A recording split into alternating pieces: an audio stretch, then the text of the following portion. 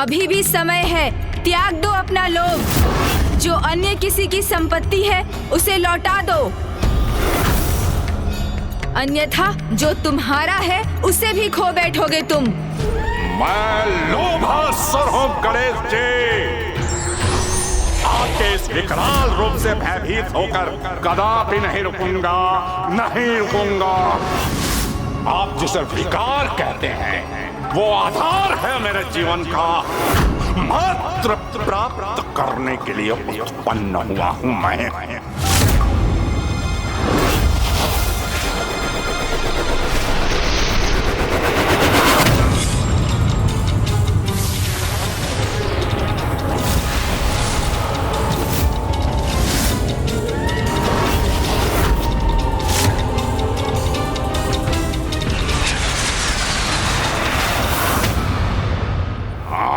ये क्या?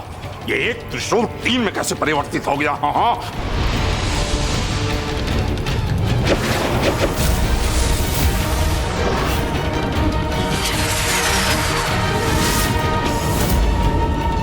गजानन, आपकी युक्ति समझ गया मैं।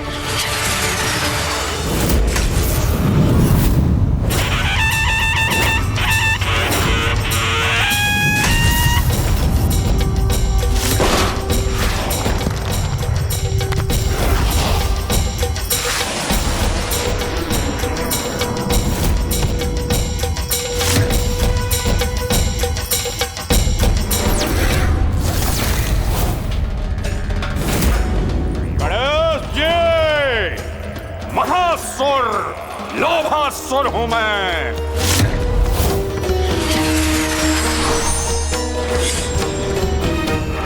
इन्हें कम आंककर बहुत बड़ी भूल की मैंने।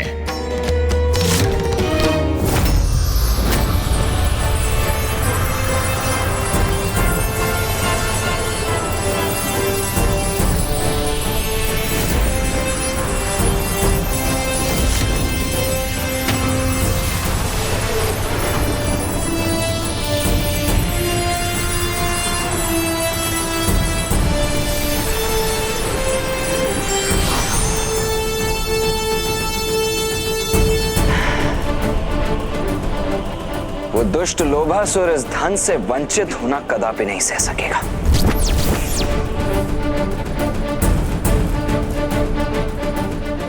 मैं आपको क्षति अवश्य पहुंचाऊंगा लोभासुर, क्योंकि मेरे अत्यंत मायावी अस्त्र नष्ट नहीं होते, नष्ट करते हैं।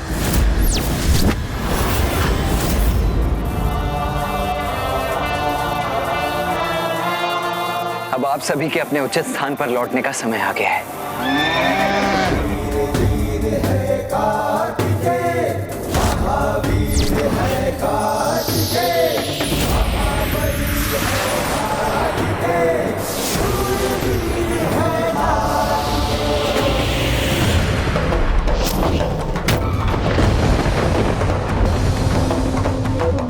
लोभासुर का लोभितपुर धन के प्रकाश से रिक्त हो रहा है, अर्थात हमारी योजना सफल हो रही है। बस कुछ और पल इसे उलझा कर रखना है मुझे, क्योंकि अब शीघ्र ही भैया अपना कार्य संपन्न कर लेंगे।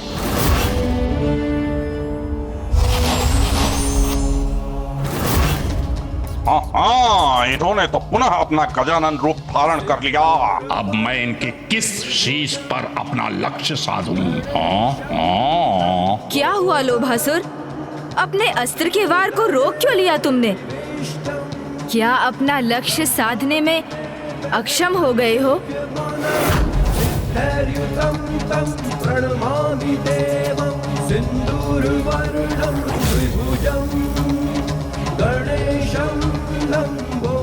गणेश जी, मुझे आपके एक शीश पर वार करने की आवश्यकता नहीं है, क्योंकि मेरा ये प्रहार आपके सभी शीशों को क्षति पहुंचाएगा।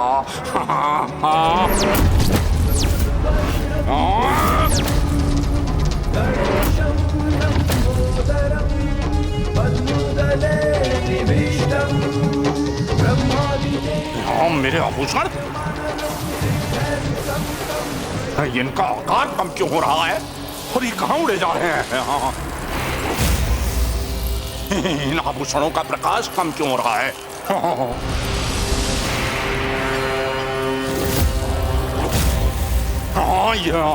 ये क्या किया गणेश जी आपने? ये कैसा छल किया मेरे साथ? नहीं नहीं नहीं नहीं नहीं नहीं नहीं नहीं, ये उचित नहीं है, ये नहीं हो सकता। मैं इसे नहीं जाने दूंगा, मैं इसे नहीं जाने दूंगा। मैं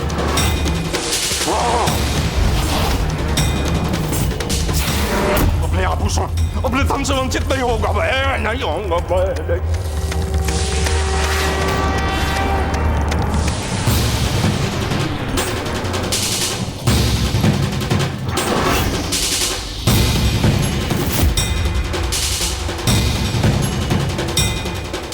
मेरा धन, मेरे स्वर्ण, कहाँ जा रहे हो मुझे छोड़ कर?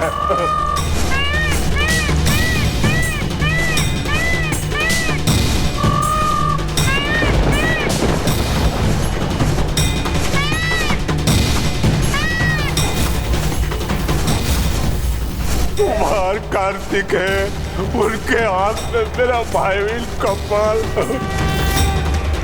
उस कपाल में मेरा धन, मेरे रत्न। गणेश जी, ये छल किया है आपने, बहुत बड़ा छल किया है। जिस पर जिसका अधिकार हो उसे वो लौटाना छल नहीं, धर्म होता है लोभासुर। और गजानन ने तो तुम्हें पहले ही सचेत किया था कि जिसकी जो संपत्ति तुम्हारे पास है उसे वो लौटा दो, अन्यथा जो तुम्हारा है उसे भी खो दोगे तुम। किंतु तुम नहीं माने।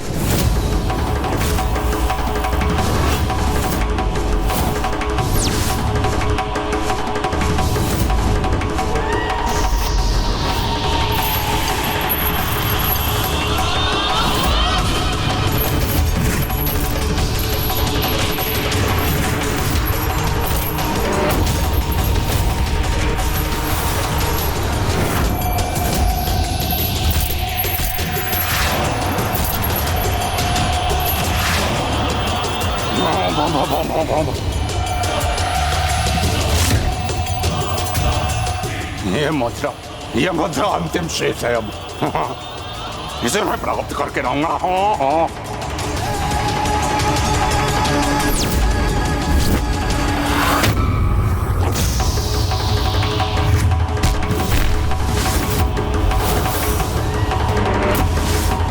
अब इन्हें इनके उचित स्थान तक पहुंचाने का समय आ गया है।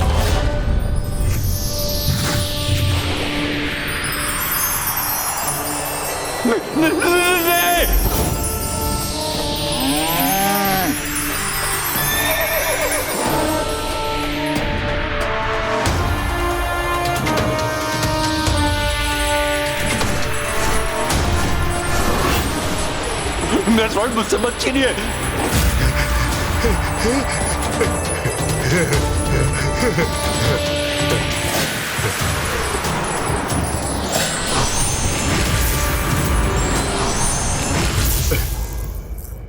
आपने जो वचन दिया था उसे निभा दिया गजानन गणेश जी। आपको और देव सेनापति कुमार कार्तिकेय को मेरे ऊपर इस उपकार के लिए कोटि कोटि धन्यवाद प्रभु।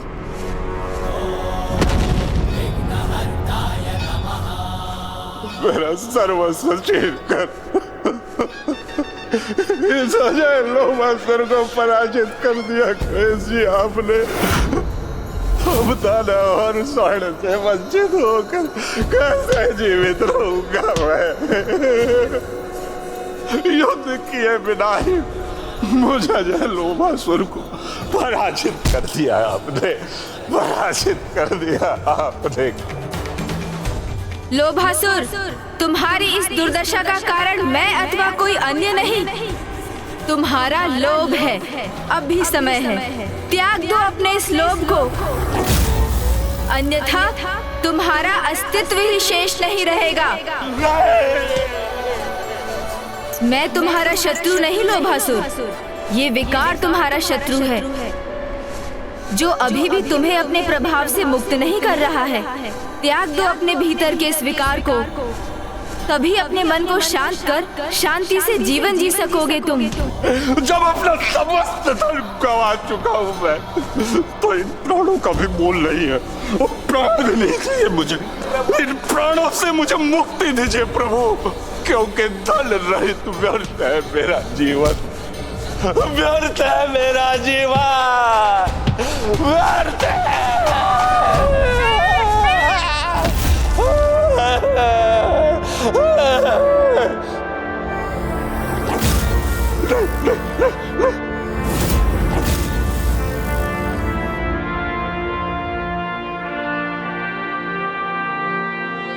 देव सेनापति, आपने सब कुछ तो छीन लिया मेरा, अब क्या चाहते हैं मुझसे? अब क्या शेष है मेरे पास?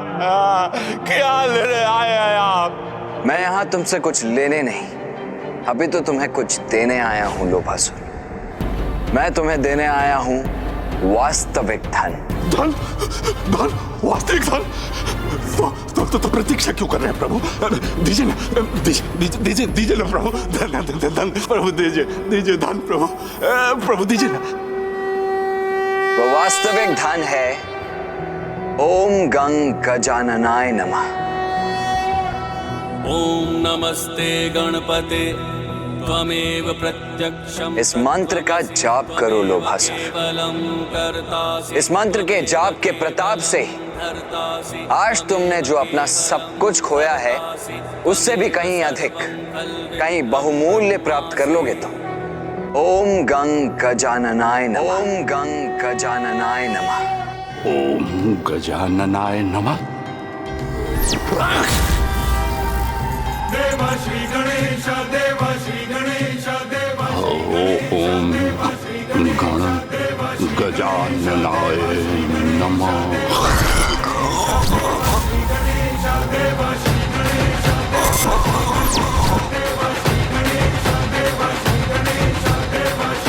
ओम गण गजाननाय नमः।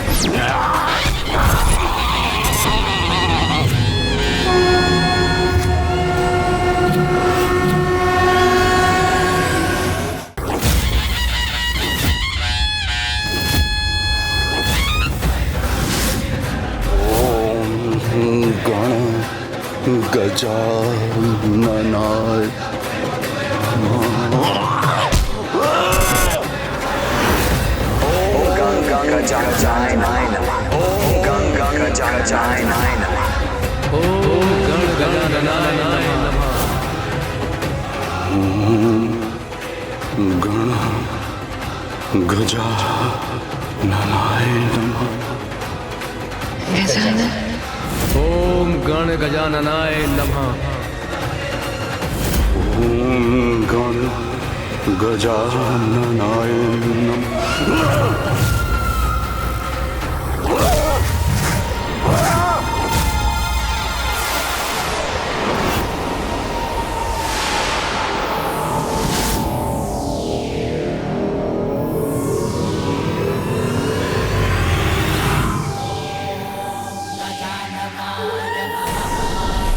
भी कोई लाभ नहीं।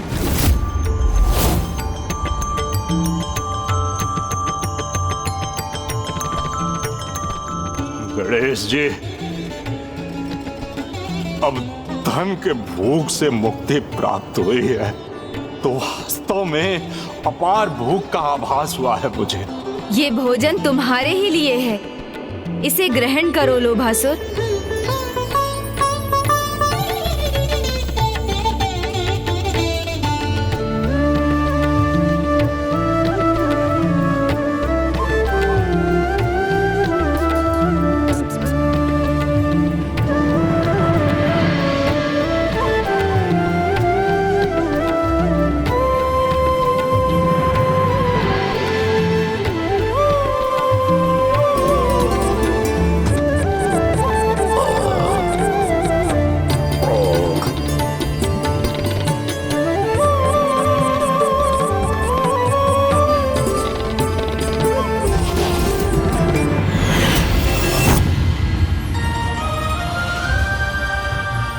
वास्तविक संतुष्टि क्या होती है? आज ये प्रथम बार अनुभव हुआ है मुझे प्रभु, और आपकी कृपा से मैं ये भी समझने में सफल हुआ हूं कि लोभ ही नहीं, संतोष ही जीवन का आधार होना चाहिए।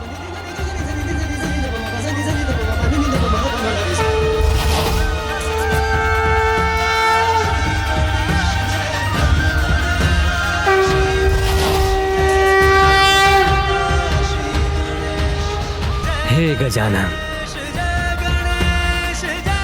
देवताओं को उनके रत्न लौटाने वाले, लोभ को बंदी बनाकर सृष्टि से दूर भेजने वाले आपके इन अद्भुत गजानन अवतार की पूर्ण श्रद्धा और भक्ति से पूजा करने वाला भक्त अपने समस्त विकारों को मिटाने में सफल हो सकेगा।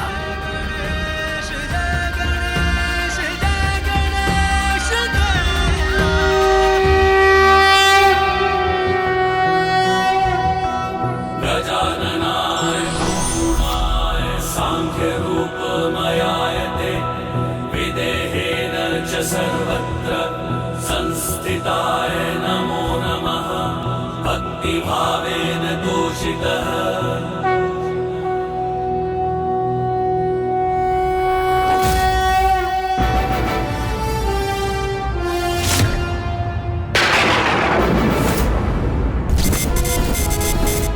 मेरे ध्यान में ये कैसा व्यवधान उत्पन्न हो रहा है? ये कैसे अशुभ दृश्य उत्पन्न हो रहे हैं मेरे समक्ष? इंद्रदेव इतने कुटिल भाव के साथ गौतम ऋषि का रूप धारण कर उनकी कुटिया में प्रवेश कर रहे हैं।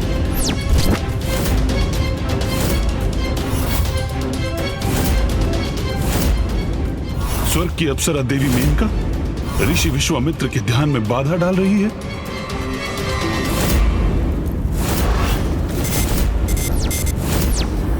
रावण एक अनुचित आशय से देवी वेदवती के निकट जा रहा है। क्या कारण है इसका?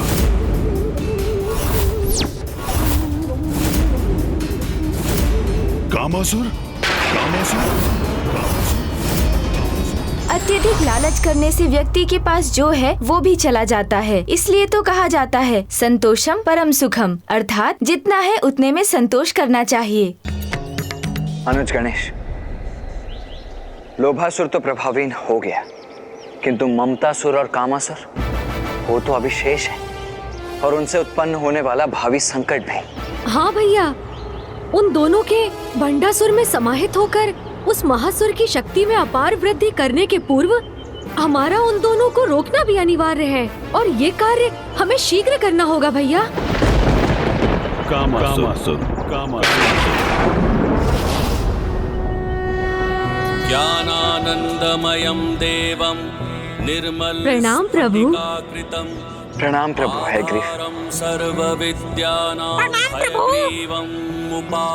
कल्याण।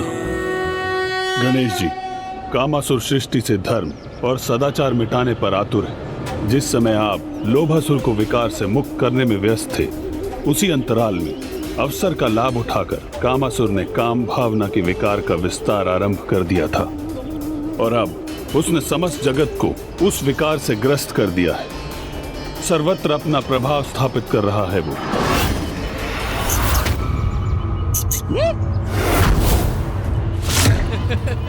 अति उत्तम।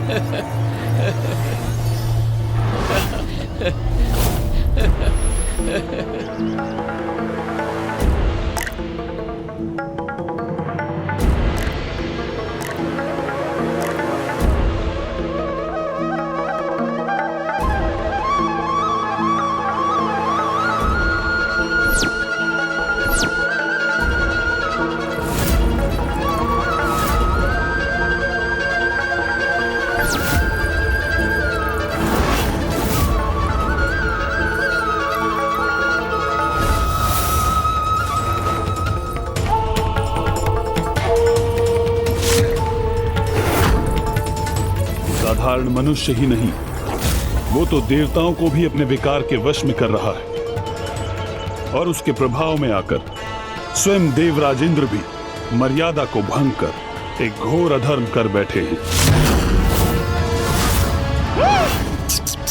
प्रभु, ऐसा क्या धर्म हो गया देवराज इंद्र से पूर्व काल में देवराजेंद्र प्रभु ब्रह्मदेव की मानस पुत्री देवी अहिल्या के सौंदर्य से आकर्षित होकर उनसे विवाह करने के इच्छुक थे, किंतु ब्रह्मदेव ने अपनी पुत्री के वर के रूप में उनका नहीं अपितु तपस्वी गौतम ऋषि का चुनाव किया।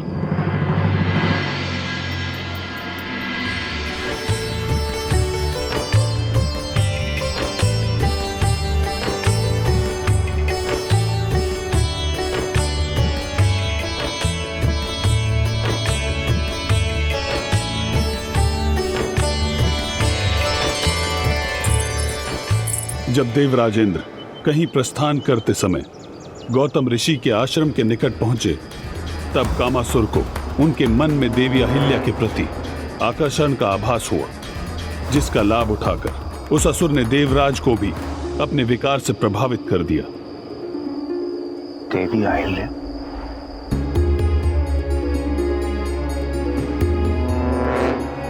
अब तो उनका विचार करना भी मर्यादा के विरुद्ध है, और मर्यादा की सीमा का उल्लंघन मुझे कदापि नहीं करना चाहिए।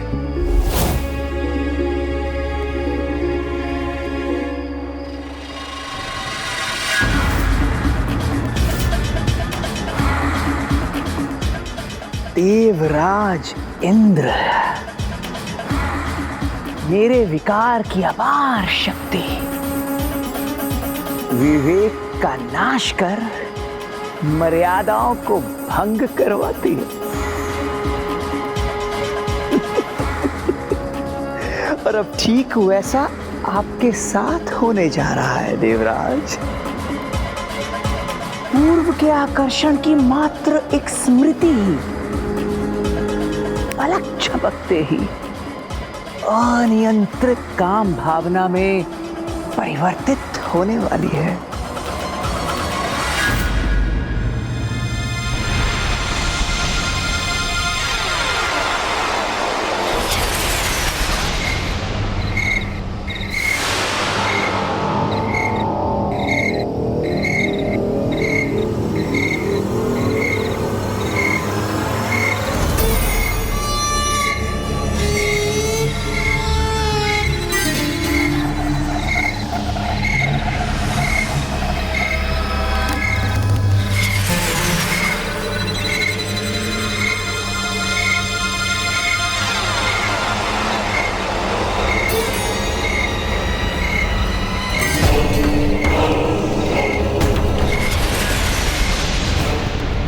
कामासुर ने तो अपना काम कर दिया, अब जो शेष है वो इनके कर्म करेंगे।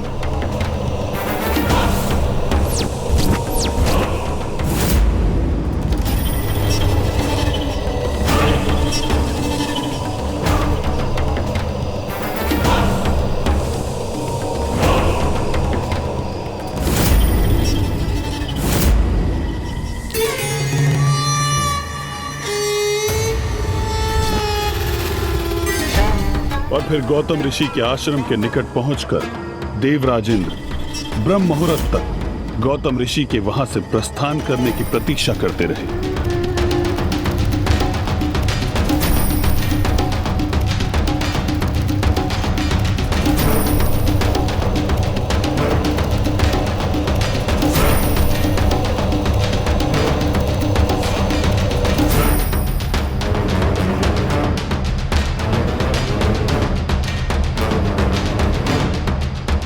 और जब सूर्य उदय के पूर्व गौतम ऋषि अपने नित्य संस्कारों के लिए आश्रम से बाहर गए, तो समस्त मर्यादाओं को भूलकर देवराज इंद्र स्वयं को महापाप करने से नहीं रोक सके।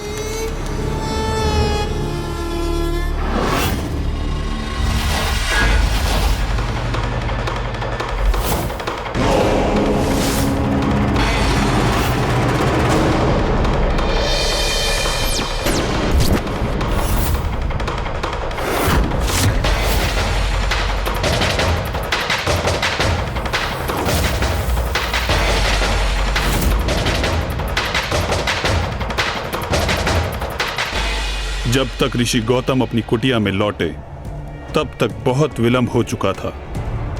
देवराज इंद्र के इस छल के कारण देवी अहिल्या का पतिव्रत धर्म भंग हो चुका था।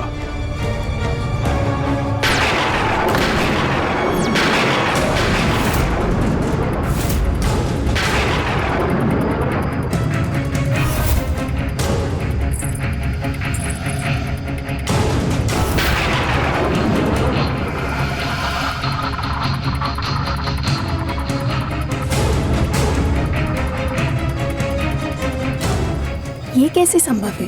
इन दोनों में मेरे स्वामी कौन है? कौन हो तुम? मेरा रूप धारण करके छल से मेरी कुटिया में क्यों हो तुम? उत्तर दो, कौन हो तुम? अपना वास्तविक परिचय उजागर करो। मुझे ज्ञात तो हो कौन है वो अधर्मी, वो पापी जिसने इतना बड़ा घोर अपराध करने का दुस्साहस किया है।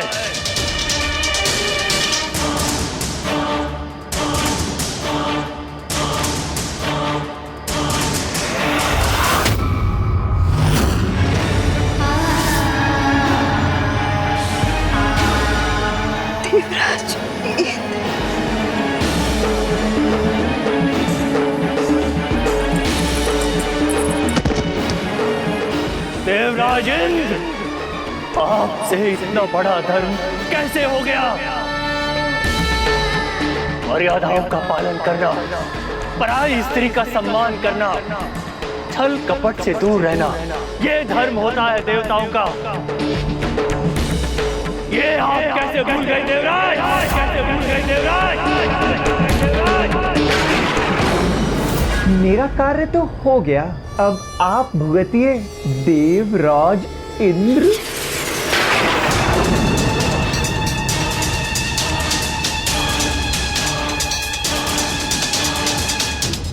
ये उचित नहीं हुआ, कदापि उचित नहीं हुआ।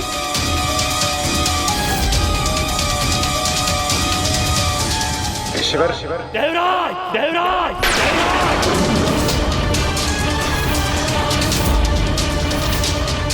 आप जिस अनुचित काम भावना के कारण स्वयं को वश में करने में असमर्थ हुए हैं, देव तुल्य आचरण से भटक गए हैं, मैं आपको उससे ही वंचित कर दूंगा। मैं आपको शाप देता हूँ कि आपकी काम इंद्रियां नष्ट हो जाए और आपके शरीर में सहस्त्रों छिद्र उत्पन्न हो जाए। देवराज,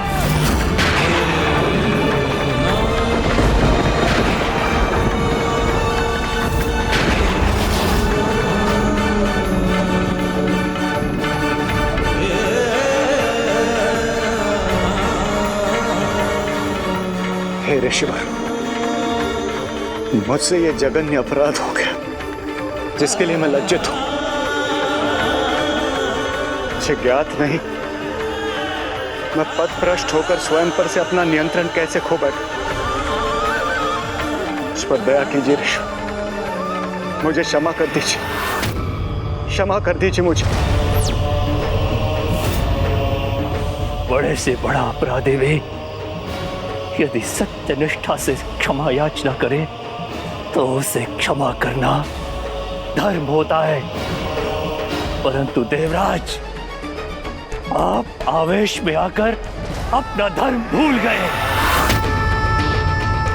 किंतु मैं अपना धर्म कदापि नहीं भूल सकता, कदापि नहीं। मैं आपको अपने शाप से मुक्त तो नहीं कर सकता, परंतु आपकी क्षमा याचना के कारण अपने शाप का प्रभाव कम अवश्य कर सकता हूं। देवराज, आपके शरीर में उत्पन्न छिद्र नेत्रों में परिवर्तित हो जाएंगे, जिससे आप अच्छाई, बुराई, उचित अनुचित को स्पष्ट रूप से देख पाएंगे और आपकी कामेंद्री एक अज कामेंद्री में परिवर्तित हो जाएगी, जो आपको सदैव आपके इस पशु आचरण का स्मरण दिलाती रहेगी। देवराज,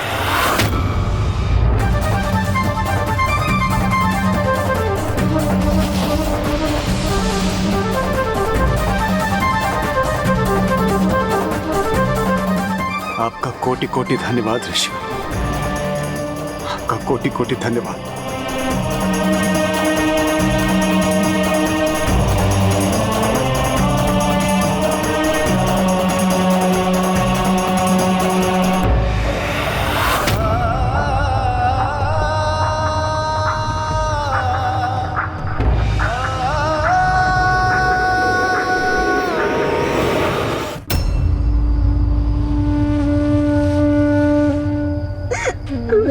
कर दीजिए स्वामी, हमें क्षमा कर दीजिए।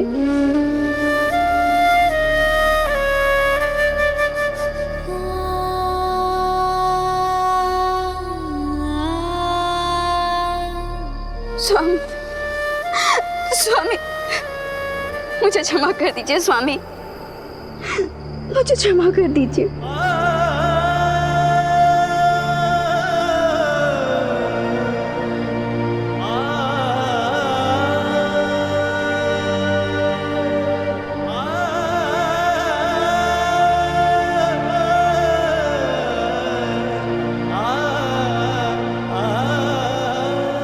स्वामी, स्वामी, स्वामी, स्वामी रुकिए। स्वामी, स्वामी आप कहाँ जा रहे हैं? स्वामी मत जाइए स्वामी, इस प्रकार मुझे छोड़ के मत जाइए स्वामी। कहाँ जा रहे हैं स्वामी? मुझे क्षमा कर दीजिए स्वामी। स्वामी, मैं जानती हूँ कि मैं आपकी दोषी हूँ, पर ये दोष मुझसे अज्ञानतावश हुआ है। मुझे क्षमा कर दे स्वामी, मुझे क्षमा कर दे। देवराज इंद्र के छल ने जिस पाप में मुझे भागीदार होने को विवश किया, इसका इतना बड़ा दंड मत दीजिए स्वामी, मत दीजिए। मेरा परित्याग मत कीजिए स्वामी, मत कीजिए। मुझे क्षमा कर दीजिए स्वामी, मुझे क्षमा कर दीजिए स्वामी। देवी, इसमें आपका भी उतना ही दोष है जितना कि देवराज इंद्र का। ये सत्य है कि देवराज इंद्र हमारा रूप धारण करके आए और आप उन्हें पहचान नहीं सकी, किंतु एक राजा के अधीरता भरे स्पर्श और एक ऋषि के शांत स्पर्श की शीतलता को आप पहचान क्यों नहीं सकी देवी? मैं तब अद्र निंद्रा में थी स्वामी। उस स्थिति में मुझसे बहुत बड़ी भूल हो गई, मुझे क्षमा कर दीजिए स्वामी। अर्धनिद्रा में जिस प्रकार एक आषाढ़ शिला की भांति आप स्पर्श के भेद को समझने में असमर्थ रही हैं, उसी प्रकार शिला के रूप में आपको अनेकों वर्षों तक तपस्या करनी होगी, तपस्या करनी होगी।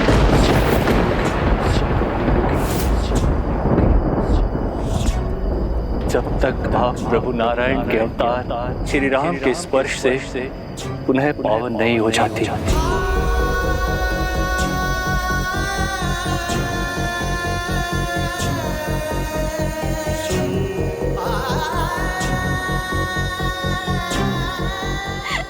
स्वामी,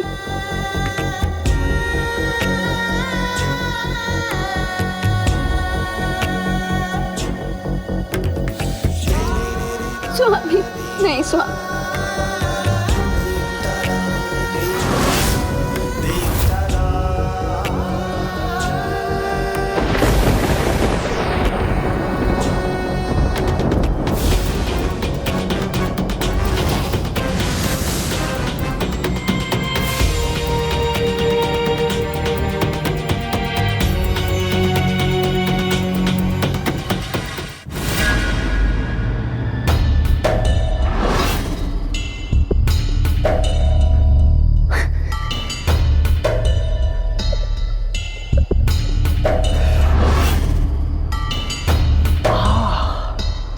आनंद आ गया, मन तृप्त हो गया ये दृश्य देखकर।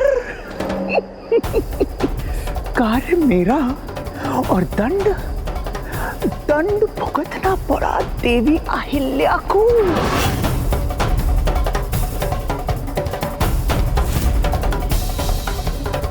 किंतु ये तो अभी आरंभ मात्र है, अभी तो बहुत कुछ शेष है। इस समस्त जगत में मेरे काम विकार का विस्तार इस जगत के सभी जीवों से ठीक ऐसा ही अनुचित आचरण करवाएगा, और तब हमारे महानायक भंडासुर अपनी तपस्या पूर्ण कर जागृत होंगे, और वे मेरी क्षमता के प्रमाण से इतने प्रभावित होंगे कि वे मुझे ही अपना सेनापति नियुक्त कर लेंगे।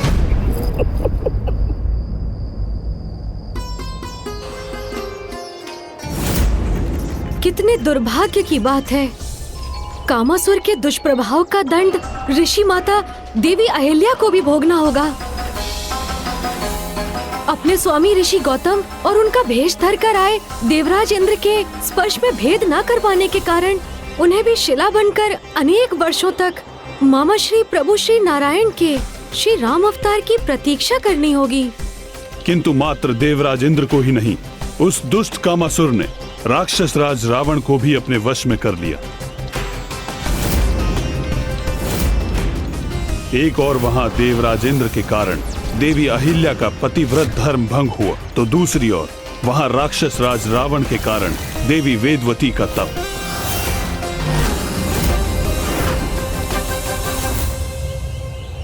माता वेदवती की तपस्या भंग करवा दी उस दशानन ने, जो वो अनंत काल से प्रभु श्री हरि नारायण को पति रूप में प्राप्त करने के लिए कर रही थी।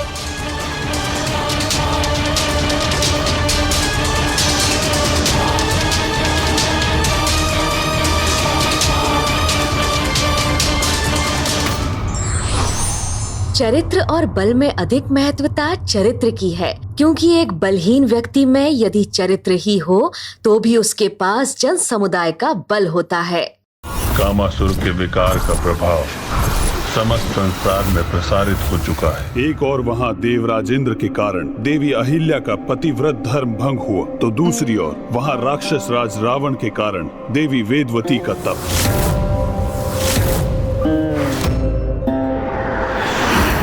ओम श्री नारायण हरि। ओम श्री नारायण हरि। ओम श्री नारायण हरि। ओम श्री नारायण हरि। ओम श्री नारायण हरि। ओम श्री नारायण हरि। ओम श्री नारायण हरि। ओम श्री नारायण हरि। ओम श्री नारायण हरि।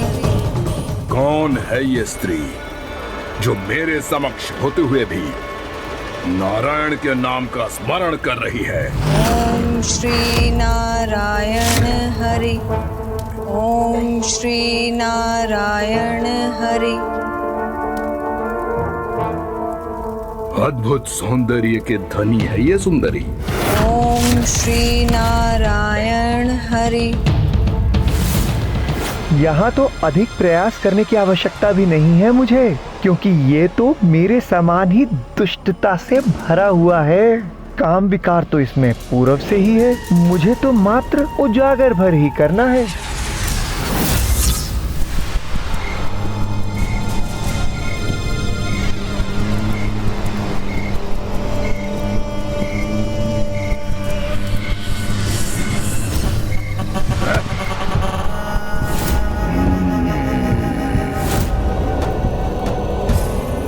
इस मनमोहक सौंदर्य का अधिकारी तो एकमात्र मैं ही बन सकता हूं।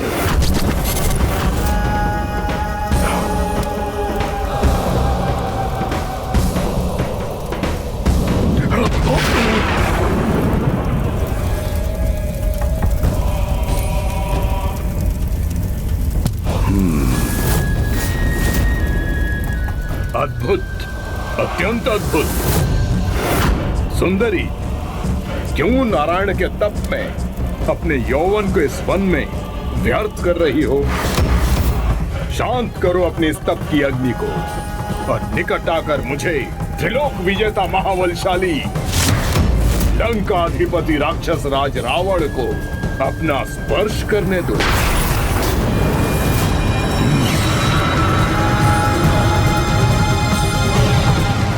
ये क्या? ये तो मात्र खड़ा होकर तप की अग्नि के मंद पड़ने की प्रतीक्षा कर रहा है, किंतु इस प्रकार मेरा प्रयोजन कैसे सिद्ध होगा? मुझे तत्काल कुछ करना ही होगा।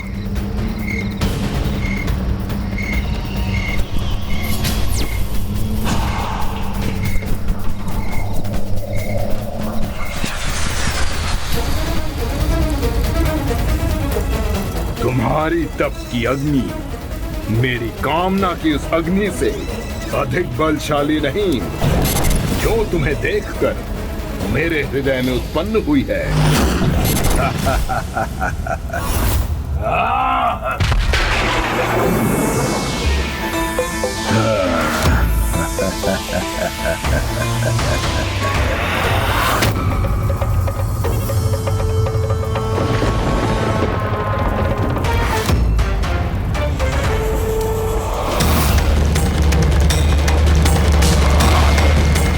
बार बार अनुरोध करने का अभ्यास नहीं है ये रावण को। चलो।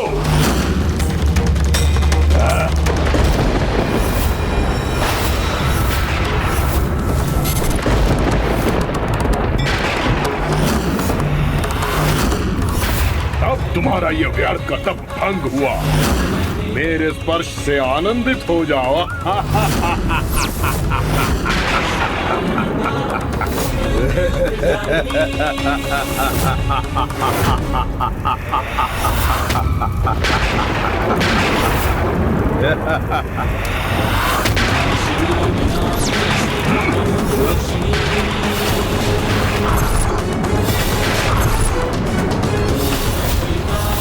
तो साहसी रावण, सर्वप्रथम मेरे तप को भंग किया तुमने, फिर मेरे केश का स्पर्श कर मुझे अपवित्र कर दिया। तुम्हारे इस अपराध के लिए तुम्हें दंडित करने हेतु मैं तुम्हें एक ही पल में शाप देकर भस्म कर सकती हूँ, किंतु मैं अपने तपोबल को तुम जैसे उद्दंड पर व्यर्थ नहीं करना चाहती, किंतु तुम्हें तुम्हारे दुस्साहस का दंड अवश्य दूंगी। मैं पुनर्जीवन धारण कर तुम्हारे विनाश का कारण बनूंगी। और ये जो काले केश तुम्हारे हाथ में है, यही तुम्हारा काल बनेंगे। नीच अन्यायी रावण!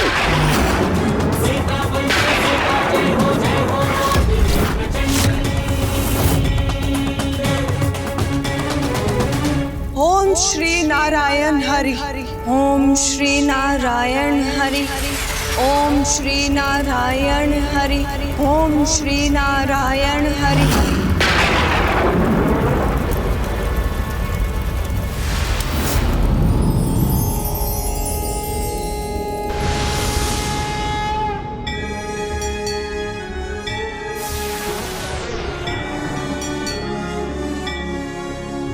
पुनर्जीवन धारण कर तुम्हारे विनाश का कारण बनूंगी।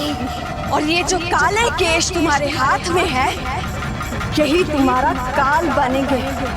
नीच अन्यायी रावण! नीच अन्यायी रावण! इस प्रकार देवी वेदवती अपने देह और प्राण दोनों खोने पर विवश हो गई, किंतु रावण को इसका दंड भविष्य में तब प्राप्त होगा जब देवी वेदवती देवी सीता के रूप में पुनः प्रकट होंगी। अर्थात प्रभु, राक्षस राज रावण के भीतर समाहित उन विकारों में अभी भी सुधार नहीं हुआ। उनके कारण माता वेदवती को अपना अस्तित्व ही मिटाना पड़ा। हाँ गणेश जी, किंतु इस घटना में रावण के साथ साथ कामासुर का भी उतना ही दोष है, जिसने स्वयं को देवताओं और दानवों तक ही सीमित नहीं रखा। उसने तो महातपस्वी ऋषि मुनियों को भी प्रभावित करना आरंभ कर दिया है, जिसके कारण माता वेदवती का ही नहीं, राज ऋषि विश्वामित्र जी का भी तप खंडित हुआ। वो तप जो ऋषिवर ब्रह्म ऋषि की उपाधि प्राप्त करने के लिए कर रहे थे। जहां एक और ऋषि वशिष्ठ के समान ब्रह्म ऋषि की उपाधि प्राप्त करने की इच्छा से ऋषि विश्वामित्र अटूट तपस्या में लीन थे, वहीं देवराज इंद्र और अन्य देवताओं के मन में शंका उत्पन्न हुई कि कहीं ऋषिवर को ब्रह्म ऋषि की उपाधि प्राप्त होने पर देवताओं की प्रतिष्ठा कम न हो जाए और किसी कारणवश देवता ऋषिवर के अपार क्रोध के भागी न बन जाएं।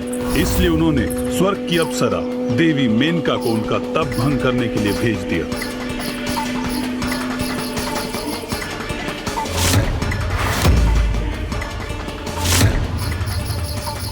आप ऋषि विश्वामित्र हैं, तो मैं भी मेनका हूँ।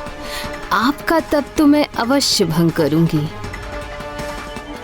और देवी मेनका के इस प्रयास ने कामासुर को एक और अवसर प्रदान किया।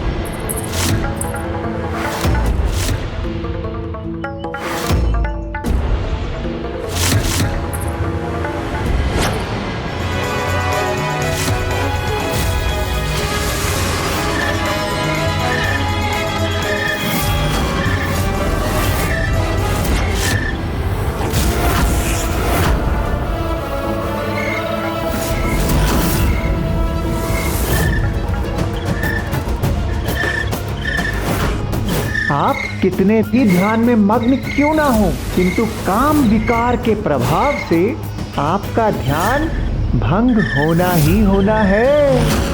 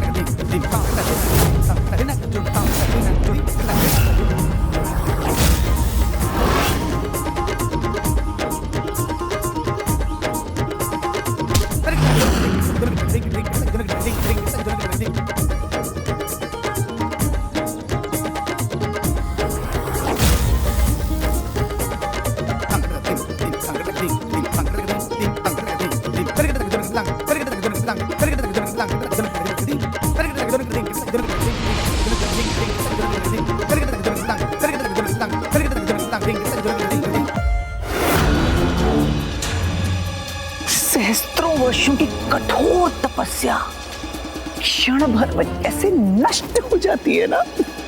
जब काम विकार से कोई ग्रस्त होता है, कामासुर के प्रभाव से कोई भी सुरक्षित नहीं है, फिर चाहे वे महान तपस्वी ऋषि विश्वामित्र ही क्यों ना हो। ऐसा ही है कामासुर के प्रभाव का परिणाम। वो जब चाहे तब बड़े बड़े ऋषियों के सहस्त्रों वर्षों के तप को भी क्षण भर में व्यर्थ कर सकता है। उसी समय कामासुर ने उन पर अपने विकार का प्रभाव कर दिया। प्रभु, इससे पूर्व की वो और दुष्टता करे, हमें इस कामासुर को रोकना ही होगा। किंतु उसे ढूंढेंगे हम कहाँ होगा वो? प्रभु, ये मुझे ज्ञात है।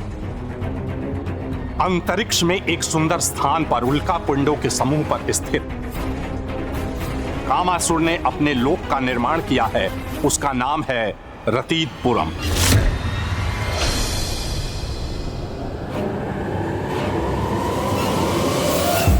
अपने किसी भी बड़ी सफलता का आनंद वहीं जाकर मनाता है कामासुर, इसलिए वो अवश्य रतीतपुरम में ही होगा। प्रभु, बताने के लिए धन्यवाद लोभासुर जी।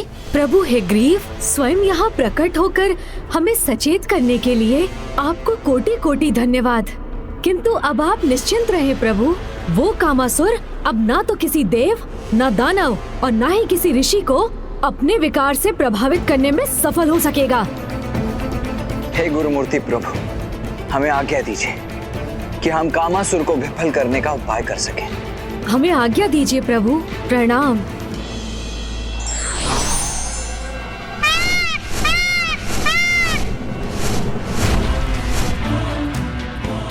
आओ अनुज गणेश, हमें शीघ्रता करनी चाहिए, इसलिए तुम भी मेरे साथ ही चलो।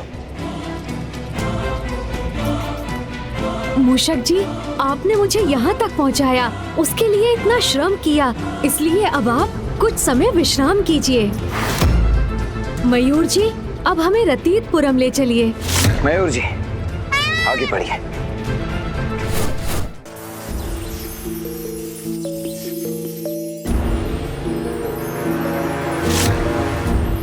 अब समय आ गया है अपने रतीतपुरम में आनंदोत्सव मनाने का।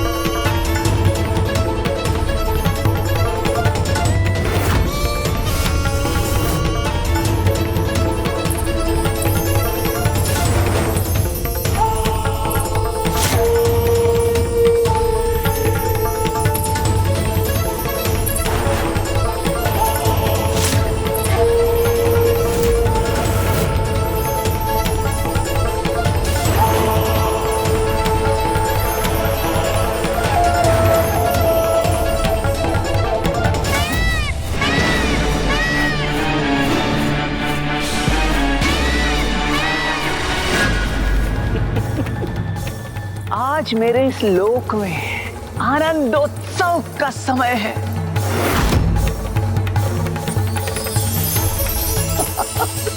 आज मेरे कार्य का प्रथम चरण जो पूर्ण हुआ, इस समस्त संसार के प्रत्येक छोर में काम भावना रूपी विकार का बीज बोने में सफलता जो प्राप्त हुई है मुझे, अब तो बस पूर्ण रूप से उसका विस्तार करना बाकी है, और वो भी शीघ्र अतिशीघ्र संपन्न होगा।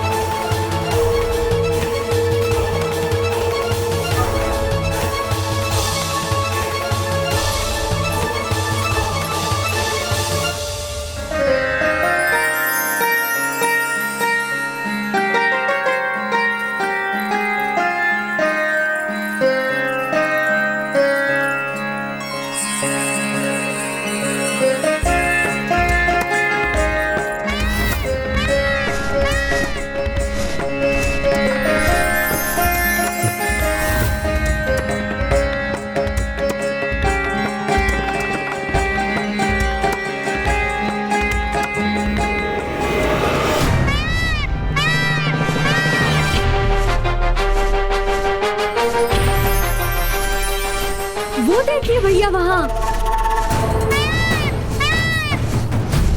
हाँ अनुज, कदाचित हम रथितपुरम के निकट पहुंच गए। हाँ भैया।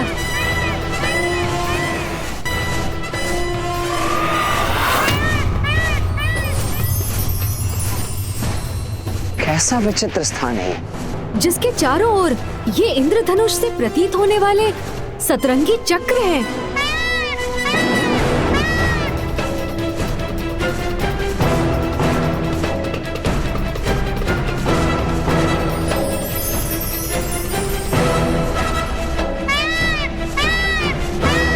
हमें शीघ्र ही वहां प्रवेश कर कामासुर को ढूंढना चाहिए अनुज।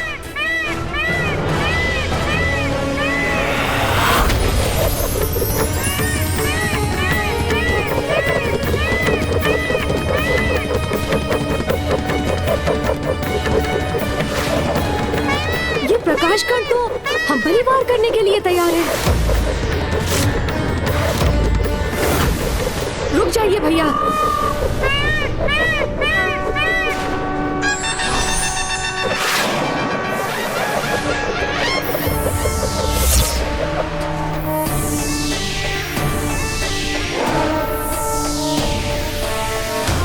चलिए भैया आगे बढ़ते हैं।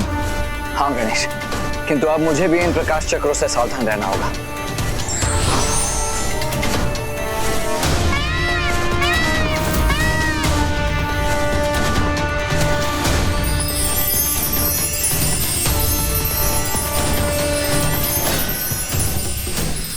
ये नील चक्र के अंश हमें आहत करने के स्थान पर हमारे चारों ओर एक घेरा क्यों बना रहे हैं?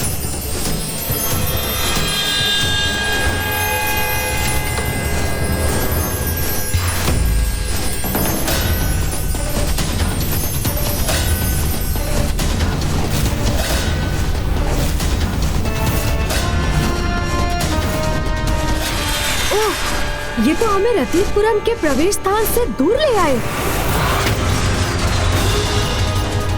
और प्रथम चक्र में जो रिक्तता तुमने उत्पन्न की थी, वो तो पुनः भर गई अनुज, जिसके कारण हमारा मार्ग पूर्व की भांति ही बाधित हो गया है। मयूर जी,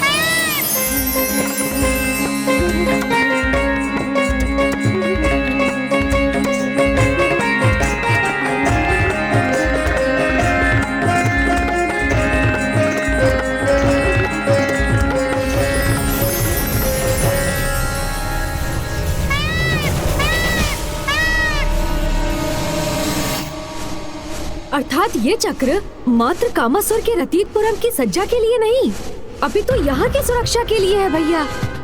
हाँ अनुज गणेश, और प्रत्येक बार जब भी हम भीतर जाने का प्रयास करेंगे, तब यदि हमारे साथ ऐसा ही हुआ तो हम तो यहीं स्थित रहकर रह जाएंगे।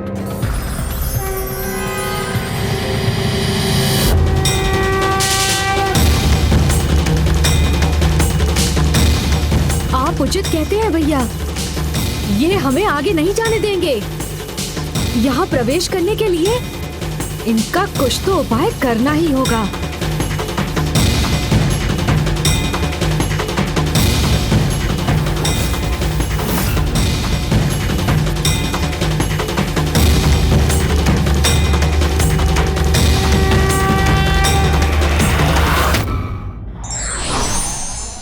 जितनी बड़ी चुनौती होगी, विजय भी उतना ही बड़ा होगा। इसीलिए व्यक्ति को प्रत्येक चुनौती के लिए सदा डटे रहना चाहिए। कामासुर तो अपने विकार का प्रयोग एक शस्त्र के समान ही करता है और उसके द्वारा इस सतरंगी चक्र के निर्माण का भी इसी बात से अवश्य कोई संबंध है।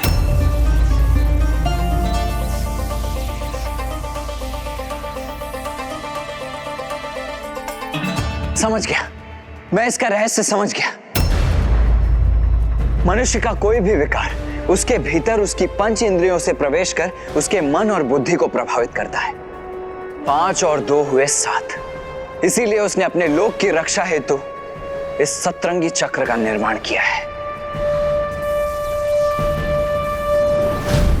अर्थात भैया, ये सतरंगी चक्र हमारी 5 इंद्रियां नेत्र, कर्ण, जीभा, नासिका और त्वचा, ये मन एवं बुद्धि से संबंधित है। हाँ अनुज गणेश, जिस प्रकार 5 इंद्रियों के साथ साथ मन और बुद्धि को सुदृढ़ किए बिना हम विकारों से संघर्ष नहीं कर सकते, उसी प्रकार इस इंद्रधनुषी चक्र की 7 सतहों को पार किए बिना हम उस कामासुर तक कभी नहीं पहुंच सकते।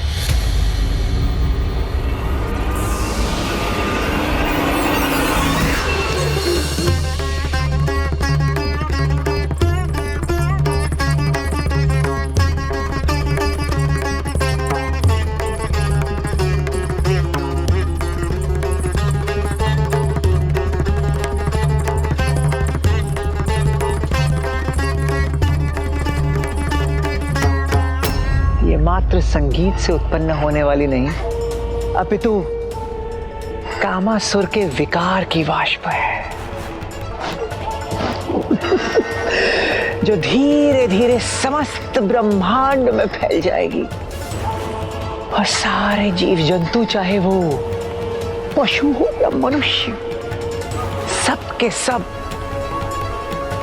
काम भावना से ग्रसित होकर मेरे वश में हो जाएंगे। मैं कोई ना कोई उपाय तो अवश्य ढूंढूंगा भैया। उस दुष्ट कामासुर के इन सतरंगी चक्रों की सभी सतह को अवश्य पार करूंगा मैं, और उसे उसके काम विकार के विस्तार करने से रोकने पर विवश कर दूंगा।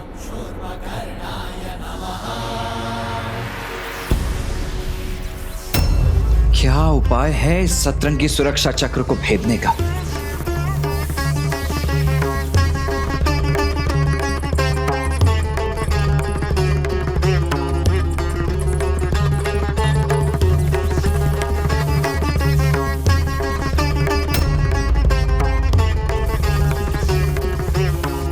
इस विचित्र संगीत के साथ इस रहस्यमयी वाष्प के विस्तार का क्या अर्थ हो सकता है भला?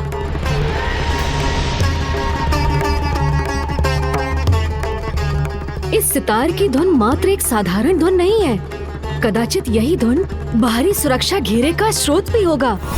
यदि हमें इसे रोकना है तो इस धुन को बंद करना ही होगा भैया।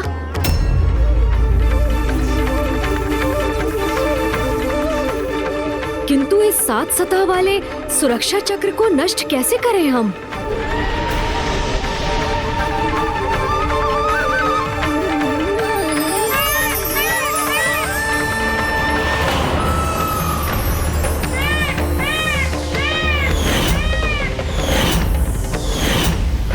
कदाचित इसका उपाय हमारे समक्ष है, क्योंकि मयूर जी तो चक्र के भीतर जाकर भी सुरक्षित रहे।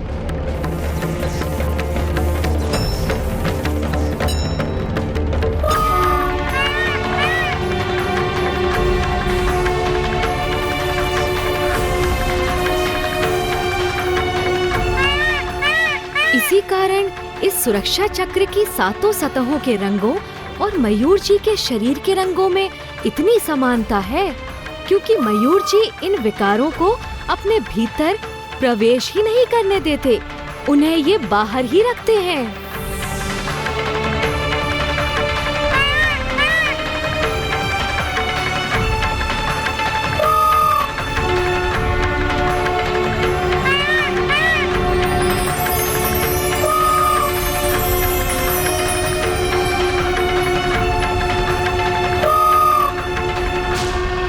क्या हुआ अनुज?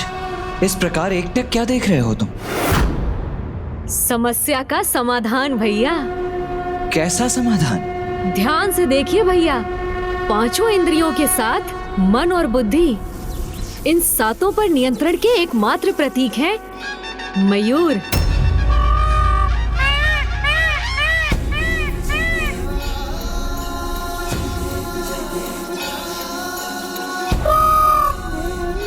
हाँ अनुज गणेश, मयूर संयम के प्रतीक ही तो है, इसीलिए तो इनमें देवताओं का वास भी माना जाता है। इनके ये 7 रंग पंच इंद्रियों के साथ साथ मन और बुद्धि पर भी नियंत्रण दर्शाते हैं। किंतु इससे हमारी समस्या के समाधान का क्या संबंध है अनुज? भैया, मयूर जी संपन्न है, वही 7 रंग इस सुरक्षा चक्र में भी हैं।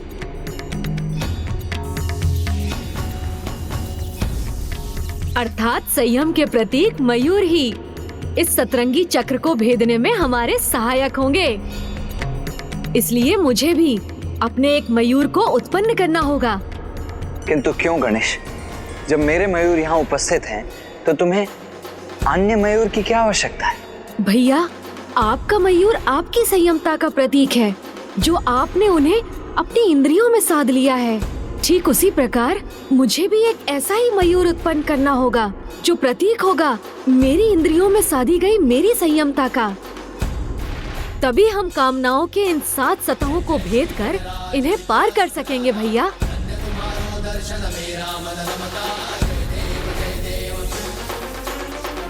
उचित है गणेश। इन 7 में सर्वप्रथम है मन, जिसे भक्ति की शक्ति से संयमित किया जा सकता है। और ये तो आपको भी ज्ञात है भैया कि माता पिता की भक्ति से श्रेष्ठ तो और कुछ भी नहीं होता। इसलिए उनका आवाहन कर मैं उस प्रथम रंग को प्राप्त करूंगा, जो प्रतीक होगा मन पर संयमता का।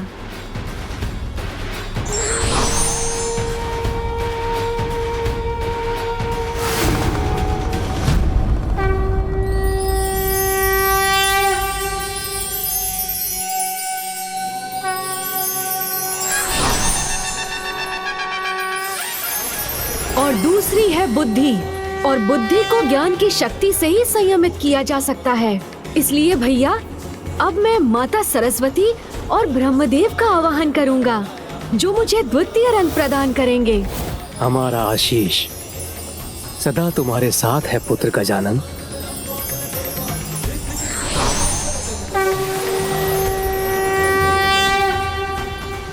शेष 5 इंद्रियों में प्रथम है हमारे नेत्र, जिन्हें ध्यान शक्ति से संयमित किया जा सकता है।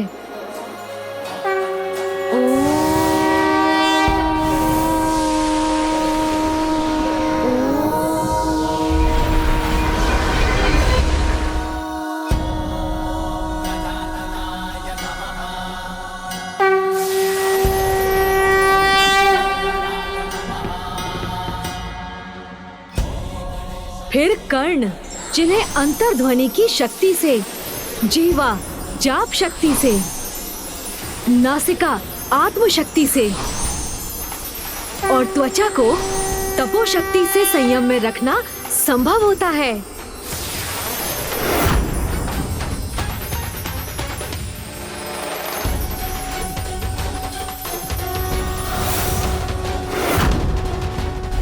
अद्भुत है पुत्र गणेश की बुद्धि। अपनी चतुराई के द्वारा ही गणेश ने 7 रंगों को प्राप्त कर लिया है स्वामी, जो प्रत्येक इंद्रियों पर विजय प्राप्त करने का प्रतीक है। और अब इन्हीं से गणेश अपने स्वयं का वाहन भी उत्पन्न करने वाले हैं, जो उन्हें कामासुर पर विजय प्राप्त करने में सहायता प्रदान करेगा।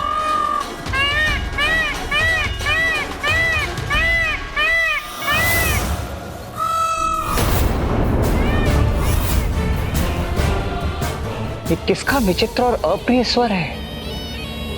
कहीं कोई यहाँ आकर मेरे कार्य में हस्तक्षेप करने का प्रयास तो नहीं कर रहा है? मेरे समक्ष ऐसा कोई भी प्रयास सफल नहीं होगा। मेरे द्वारा उत्पन्न किए गए काम के प्रभाव से कोई सुरक्षित नहीं रह सकेगा।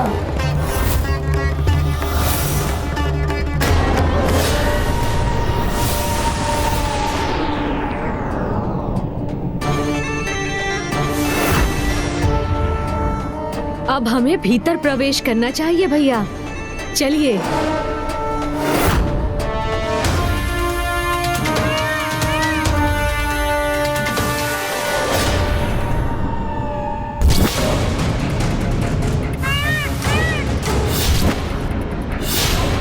ये वाष्प तो गणेश की ओर ही अग्रसर है। गणेश सावधान!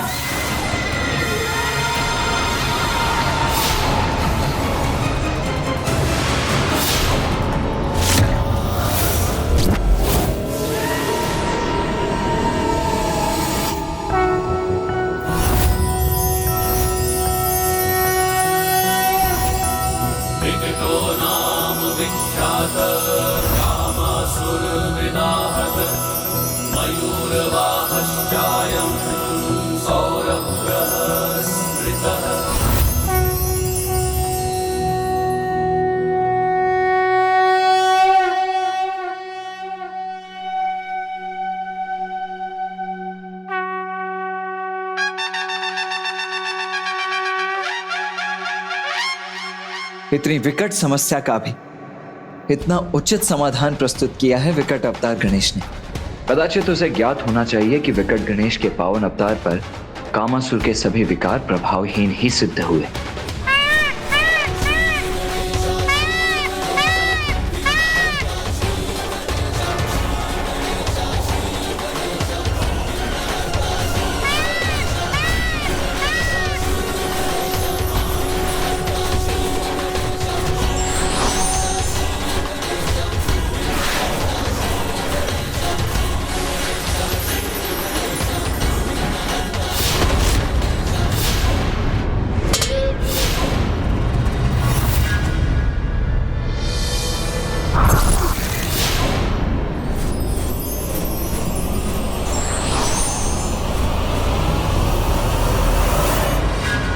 मेरे वाद्य यंत्र का तार कैसे खंडित हो गया?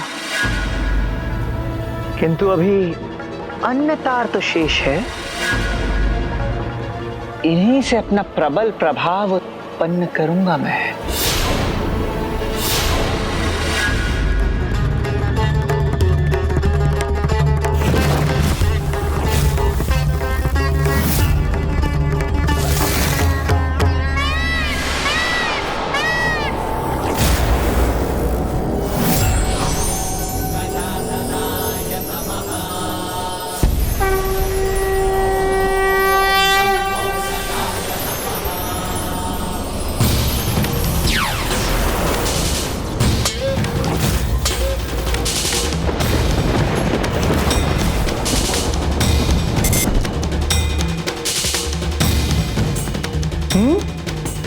ये कैसे संभव है?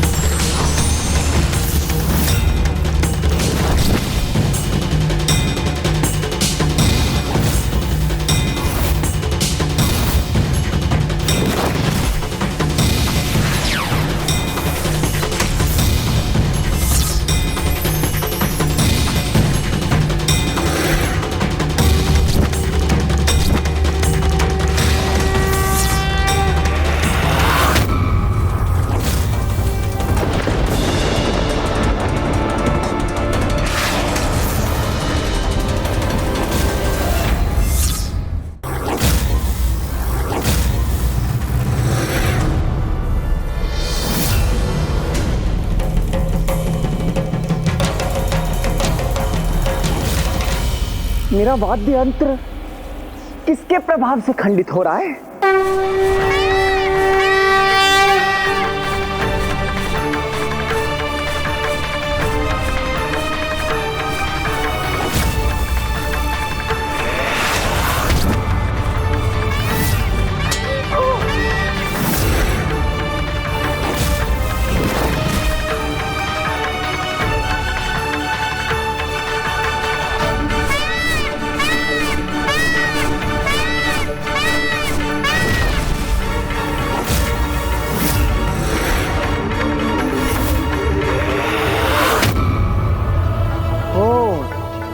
तो यहां तक पहुंचने में सफल हो गए।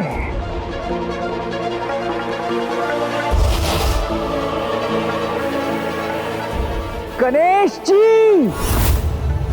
नहीं मूर्ख कामासुर, मात्र गणेश जी नहीं, विकट गणेश जी।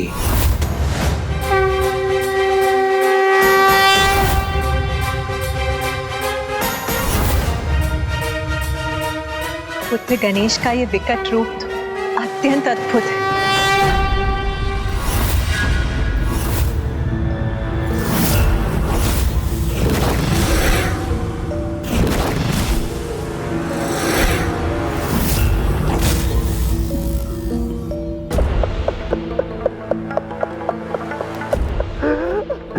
विघ्नहर्ता हो या विकट गणेश जी, आपके किसी भी रूप से भयभीत नहीं हूं मैं।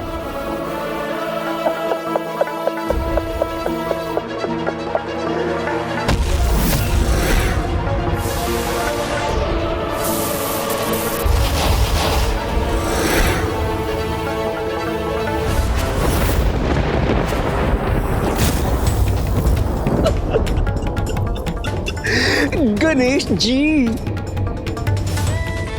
आप यहां तक तो पहुंच गए, किंतु इसके आगे एक पग भी नहीं बढ़ा सकेंगे।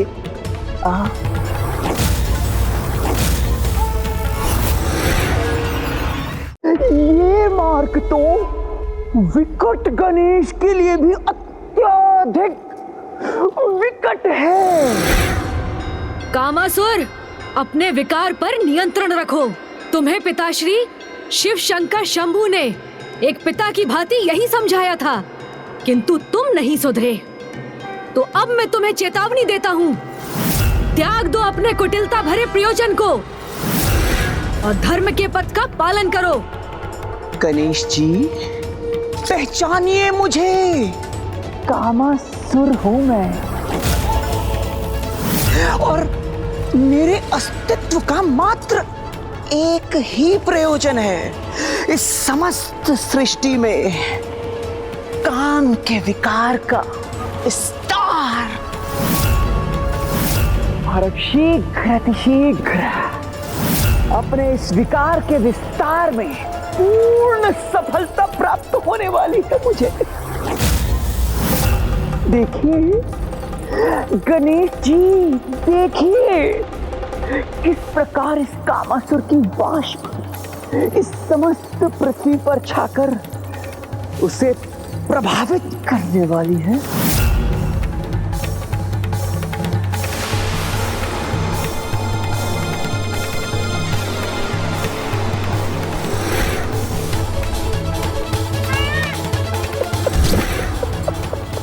गणेश जी, अब देखिएगा किस प्रकार कामासुर के 5 महाबाण स्वयं आप में ही परिवर्तन ले आएंगे।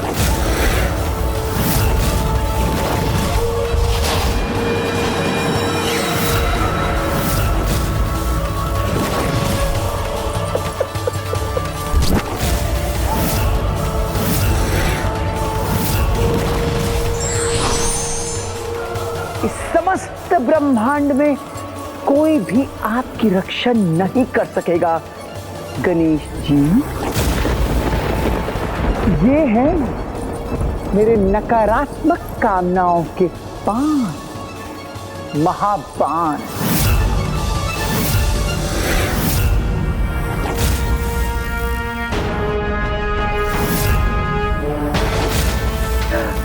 ये है उन्माद बाण, स्तंभन बाण, तापन बाण, शोषण बाण, सम्मोहन बाण। ये वो मायावी बाण हैं जिनके प्रभाव से देवता भी मुक्त नहीं हो सकते। अब न स्वयं आप और ना ही कोई अन्य आपकी रक्षा कर सकेगा।